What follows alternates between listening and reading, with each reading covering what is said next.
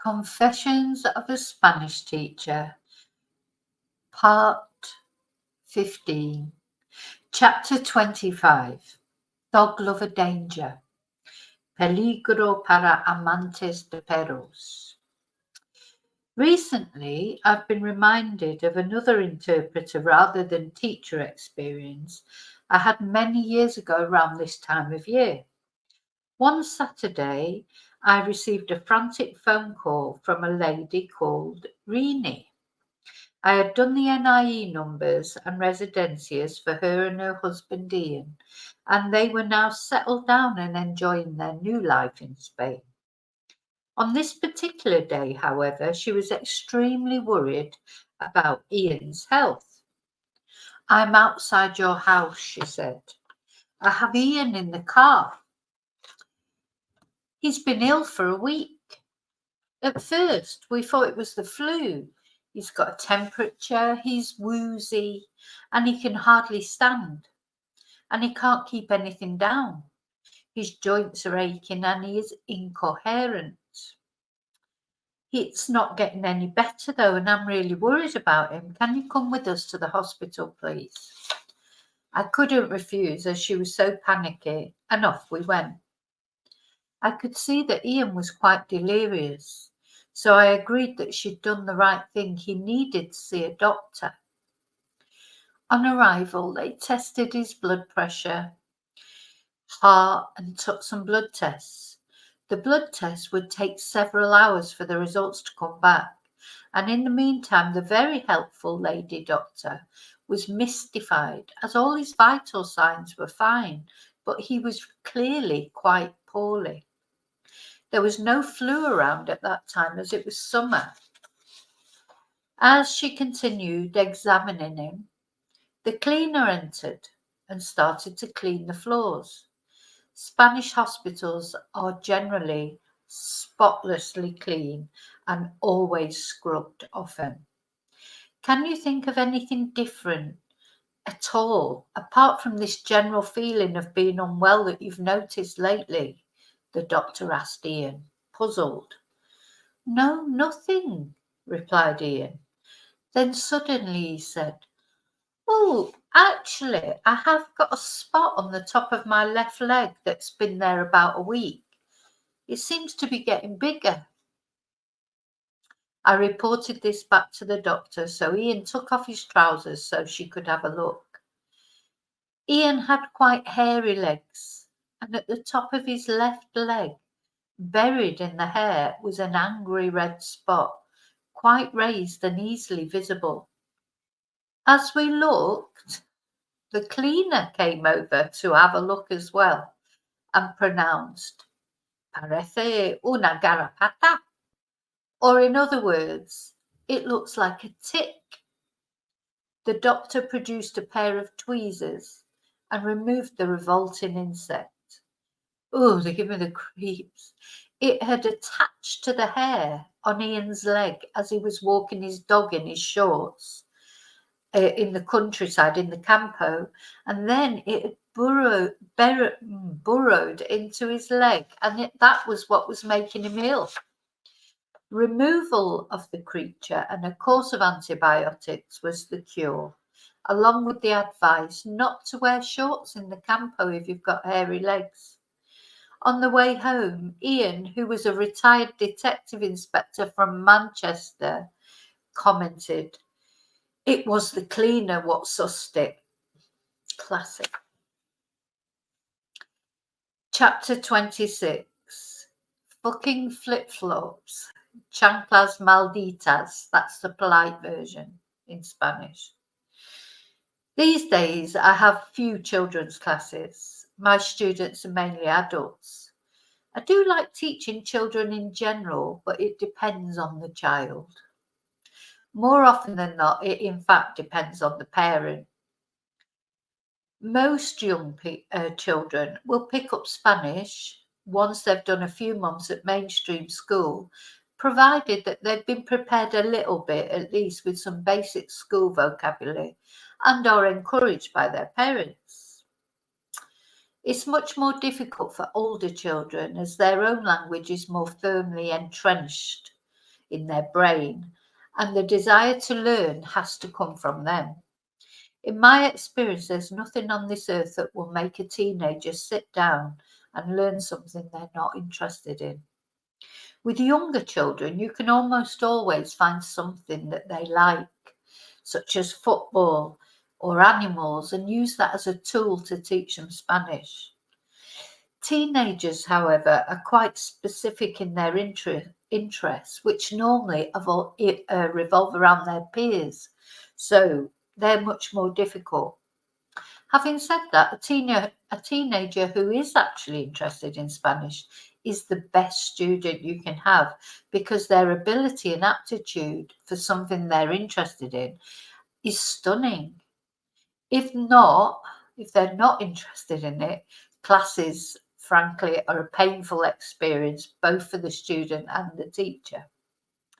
Anyway, once a lady came along to me for classes for her two sons, who were aged 7 and 12.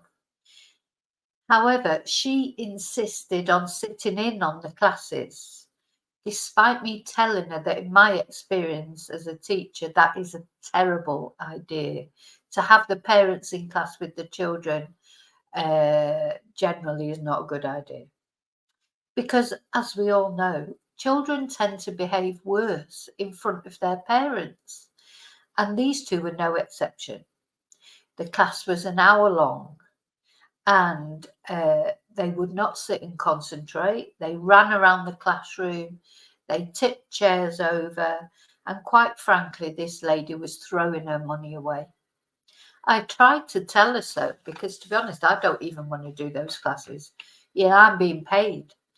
But she still insisted on coming to class. In the third torturous class, the 7-year-old insisted on removing his flip-flop and banging it on the table. Normally, I would be the one trying to keep the class in order, but as the mother was there, that's difficult for me. That also makes it difficult when the parents there, it makes it difficult for me to keep them under control. So I sat back and waited. Surely now she would tell him off. So bearing in mind, up till now, of all them jumping on the chairs, running around the classroom, doing this, that, and the other, she'd never told them off. So I looked at her expectantly as little Johnny, or whatever his name was, continued to bang the flip-flop on the table on top of the work he should have been doing. It seemed to go on forever, but at last she grabbed him and screamed in his face, "Put the fucking flip-flop down and get on with your work." Not quite the response I was expecting. Anyway, they didn't come. I don't think they ever came again for class. Or was it when he fell off his chair and banged his head? Finally, they didn't come anymore. Chapter 27. Beware of bogus interpreters. Cuidado con los intérpretes falsos. A conversation that came up in class the other day reminded me of how easy it is to be taken in by bogus interpreters. If you don't know much Spanish, someone just saying café con leche can sound fluent. I've listened to some absolute scammers in my years of interpreting in various situations. One incident I remember was at the Guardia Civil, the police station. I was there with a client to make a denuncia, which is a police statement, after a house break-in. There was one person waiting before we arrived, an elderly man with his male interpreter. I heard the interpreter turn to his client and say, "Okay, just leave it to me." He proceeded to explain to the Guardia Civil at the desk, the police officer at the desk, why they were there in the worst Spanish imaginable, effectively putting the O on the end of everything as like a stereotypical Brit. The Guardia, agent of an organisation not renowned for helpfulness at the best of times, stared at him blankly and pointed to the sign displayed at the side of the window that said in Spanish that they would not attend to anyone without an interpreter. No te entiendo, tienes que volver con traductor, he said. I don't understand you, you've got to come back with an interpreter. So the translator turned round to his client and said, oh, they're too busy to take a statement today, we have to come back another time. Shocking. Another time, I was in a queue with clients requiring an NIE number. An NIE number is like your insurance number, and it's NIE stands for Número de Identidad de Extranjero, NIE. So basically, that in English means the foreigner's identification number. And you need that number to do anything in Spain, to buy a car, to buy a house. It's practically to go to the toilet, you need this number. So in front of us was a representative of an estate agent, a large estate agent, that I knew quite well with his clients, because every morning when I was doing Residencia's NIE numbers, every morning we'd be at the foreigners office in Alicante. And so you got to know the other people quite well. And this guy worked for a great big estate agent in the boom when, gosh, there were so many people every day getting NIE numbers. Anyway, he was there with his clients. They needed the number to buy a house. As they were waiting, I heard them say to him, what does NIE stand for? He replied, National Insurance España. Really? I mean, so in Spain, you're going to have initials that stand for something English. National Insurance España. Anyway, some people just never want to admit they don't know something, so they make it up instead. It would have been better off saying to them, oh, I don't actually know what it stands for. Or maybe once someone had told him that and he just kept repeating it to other people. They would tell other people, who would tell other people, and ad infinitum.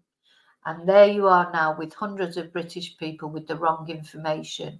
There's a lot of that goes on here. It's like that sort of, oh, Fred down the road said this. And, instead of actually asking somebody official, though they probably thought they were asking someone official because he was the guy that was taking them there. But, instead of finding out something, they just make it up. Get a lot of that in the expat community. Okay, chapter 28. You just get by, don't you? Vera and Doug were one of those couples that did everything at 100 miles an hour. Even though they were retired. Why do retired people do that? Run around as if they're still working. And they'd been in Spain for quite some time. None of the Spanish laid-back attitude had rubbed off on them whatsoever. They came to me for interpreter service as Vera was in a desperate need of a hip replacement.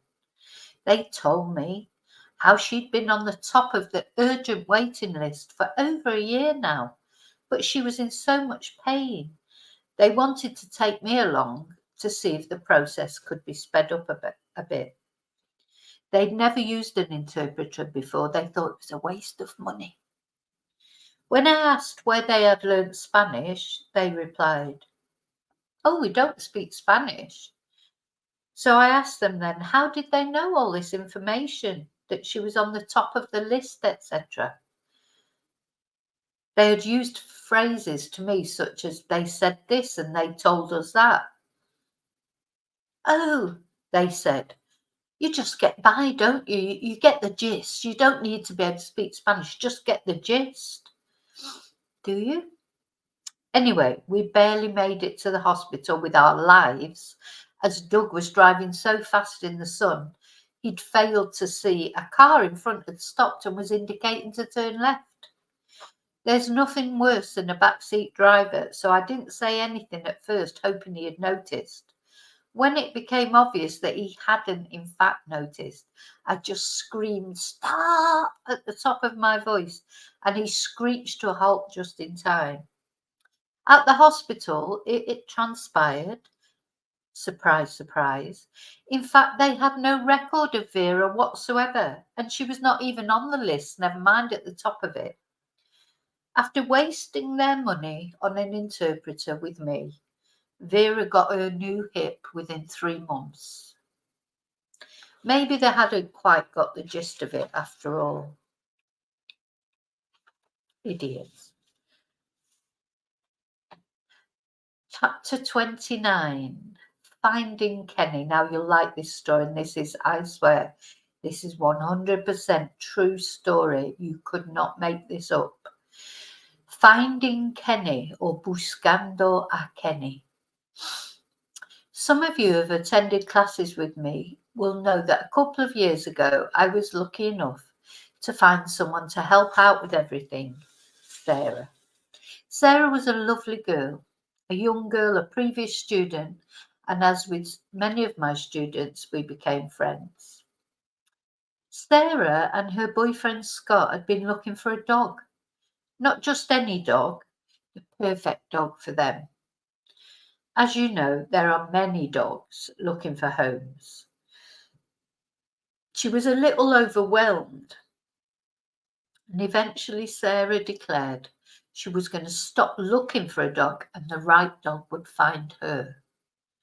One of the many helpful things Sarah did was to take my little dog Rocky for a walk. I only had one dog then. One particular morning, she took him out at a different time than normal, as she wasn't feeling well and she was going to finish early. It's very strange because normally she would take my dog out at the same time every day, and this particular day she went out a little bit earlier. It was fate. Especially as I had actually even sent her a message to say not to worry, I would take him myself after class.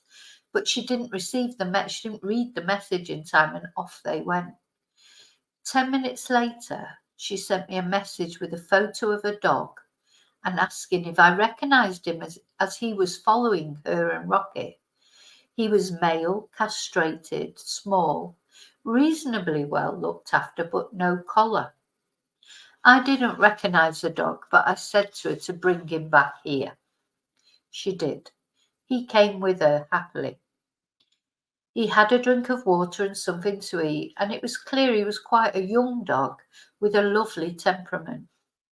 I said we should take him to the local vets to see if he had a chip, as it was clear he had at some point belonged to someone.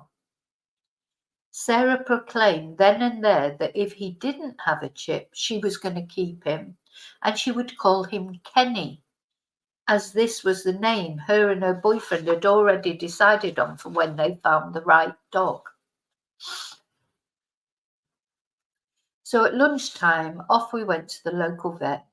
As soon as he passed the machine over the little dog, the ensuing beep told us that he had indeed already been chipped, which meant he had an owner. Sarah's face fell. The vet duly called the owner, and an amazing story unravelled. This little boy had been rescued by a Spanish girl, the current owner, from the Pereira, from the dog pound, when he was only a tiny puppy, and he was living with the girl's father in a casa de campo, a country house, with 2 other dogs. Unfortunately, her father had died, and the dogs were now living there alone, with an employee coming in to feed them every day, because the girl could not take the dogs to, she only had a flat. The girl and her partner lived miles away, and they couldn't have the dogs with them, but they tried to visit for the weekend every couple of weeks, spend some time with the dogs. Little Kenny had escaped once before by digging under the fence, and later returned, but this time he had been gone for 3 months. He dug under the fence again, and he had been gone for 3 months. And also the country house was at least 30 kilometres away from where Sarah had found him in my little village. Another mystery was that the previous owner could see that he had at some point been clipped because his hair was short, and she showed us a photo of when she last saw him, when his hair was really long. So somewhere in this meantime, he had been with people because they'd taken him for a clip. But they had not checked that he had a microchip. Strange. Anyway, the girl loved him, but she could not be with him all the time, so she realised he would be better off with Sarah, in a home always with people, than just back at the Casa del Campo with the other dogs, which were big dogs as well. He would probably only escape again. She agreed to sign him over. Sarah was so happy her Kenny had found her. We asked the Spanish girl what his name was. And you know what she answered? It makes me emotional because you could not make this up. We asked him what his name was, and she answered, Ken. You couldn't make it up. And that is not a normal name in Spain. She called him Ken because the people, the dog shelter that she adopted him from, they were British, the people who worked in there. So she gave him a British name because Ken is not, it's just not a name in Spain. There is no name of Ken or Kenneth or Kenny. So yeah, so he was called Ken, and Sarah had always decided that when she got a dog, she was going to call it Kenny. And I mean, just talk about fate. Anyway, that's it for this episode. Thank you.